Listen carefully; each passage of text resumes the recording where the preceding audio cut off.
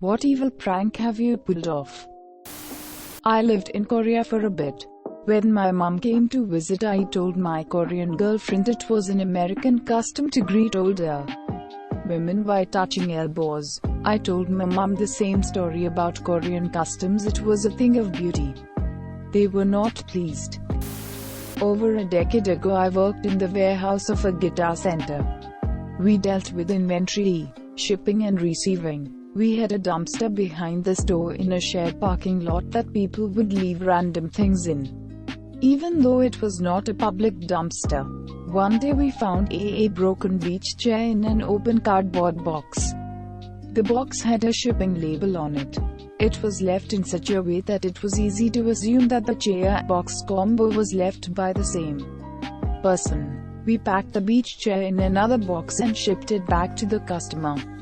I wish I was there to see the person's face when they received their trash back via UPS. One night I replaced every framed object in my boss's office with a picture of me making a stern face. Posters, certificates, photos, etc. Took like 3 hours because he had like 30 framed things in his office.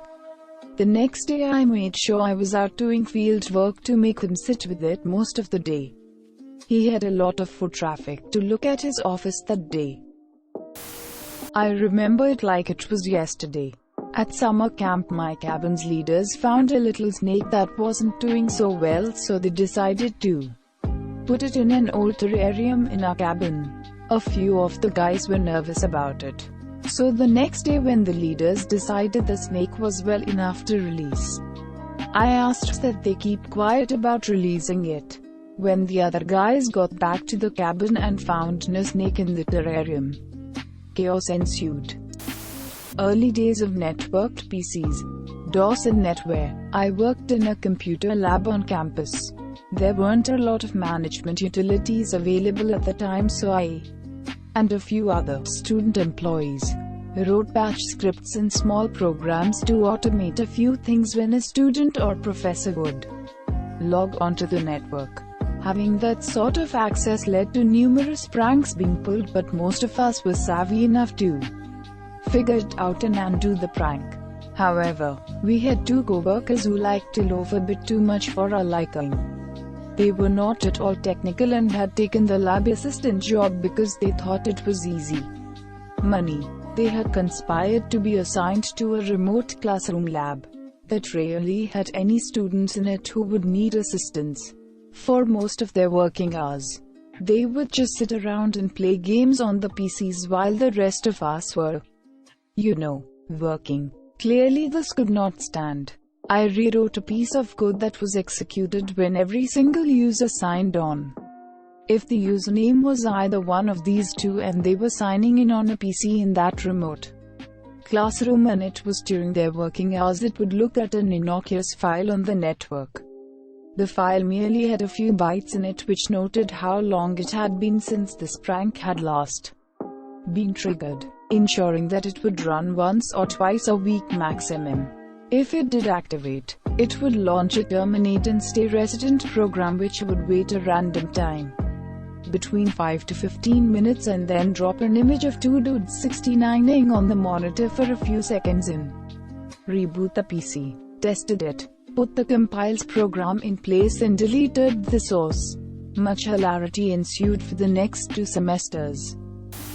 My mom's laptop wallpaper was a picture of her granddaughter.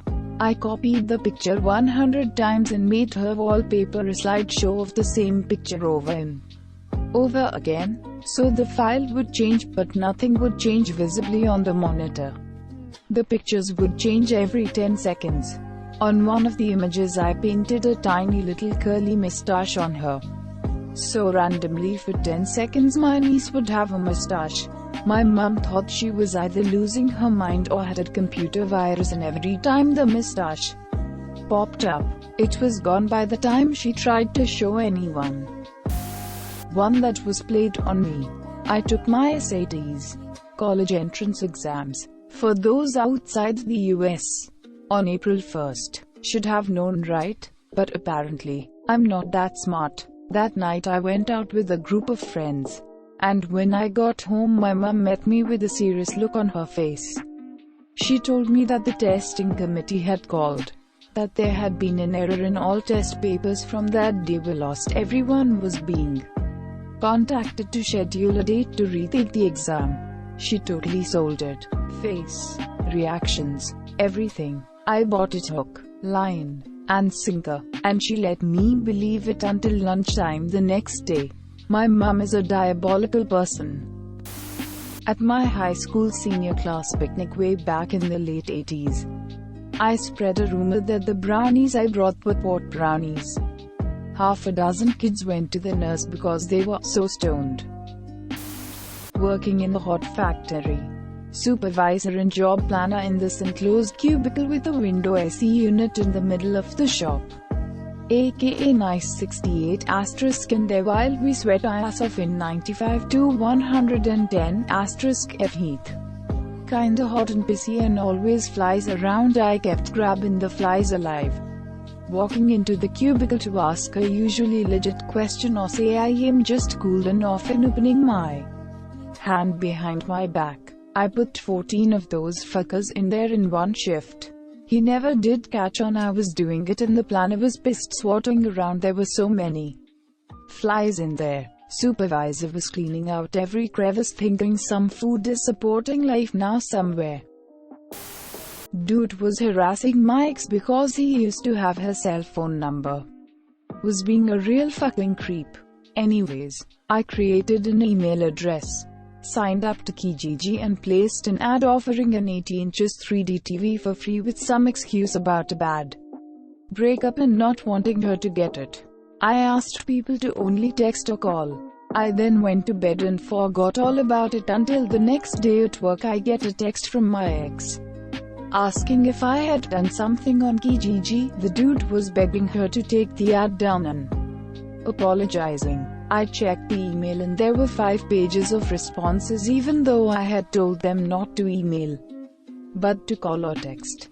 Dude's phone must have been ringing constantly.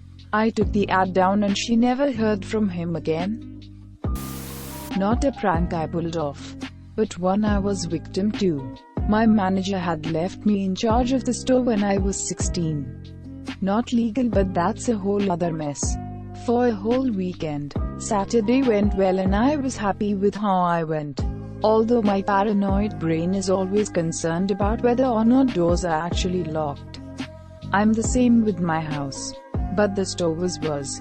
So I make my dad drive down to the store to double check that everything is okay. 15 minutes later I get a phone call from him saying, "Manager, and the police are here because the door was unlocked and people were inside." Cue to me on the floor in tears hyperventilating, while my dad is telling my mum, who had since picked up the phone, that he was only kidding and that everything was fine. Kept both regular and Honey Nut Cheerios at the house because my mum and my dad each ate one type and hated the other. Unless you look close, they appear the same, so one day I switched the boxes. The looks were priceless. I used to work at a science tutoring center when I was in college in my gap year before professional school. One of the things we taught very often was anatomy. So naturally we acquired a few skeletons and various skulls with some variation in how they looked or were marked etc. Well, I was closing one night, and I knew my coworker was opening the next morning early.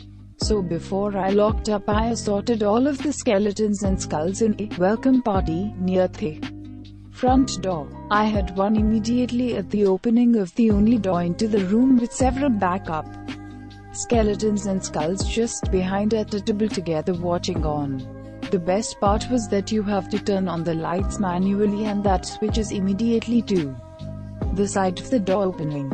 So when she reached down to turn on the lights she had to come face to face with some lifeless skeleton skull in the middle of the shady opening. Needless to say she screamed.